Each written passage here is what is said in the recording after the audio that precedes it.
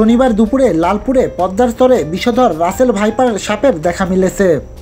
এতে চরাঞ্চল জুড়ে আতঙ্ক ছড়িয়ে পড়েছে।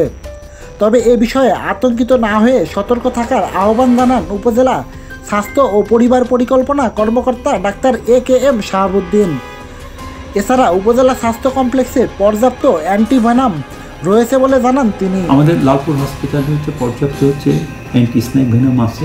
লালপুরবাসীর আতঙ্কিত হওয়ার দরকার নাই। আমাদের এখানে আসলে পরে আমরা যদি বিষধর সাপ হলে তো আমরা অ্যান্টি স্নেক ভেনাম দেওয়ার জন্য প্রস্তুত আছি। যত দ্রুত সম্ভব আমাদের হসপিটালে চলে আসা লাগবে।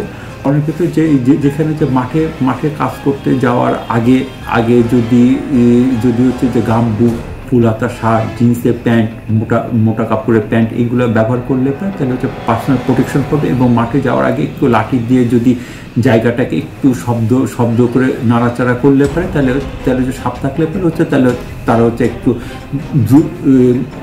অন্য দিকে হচ্ছে চলে যাবে। এবং এটা না আতঙ্কিত হওয়ার কথা নয়। যদি দ্রুতর সাথে আসলে পারে হচ্ছে অ্যান্টি স্নেক ভেনাম পেলে পারে হচ্ছে এবং সুস্থ হওয়ার সম্ভাবনা সবচেয়ে বেশি।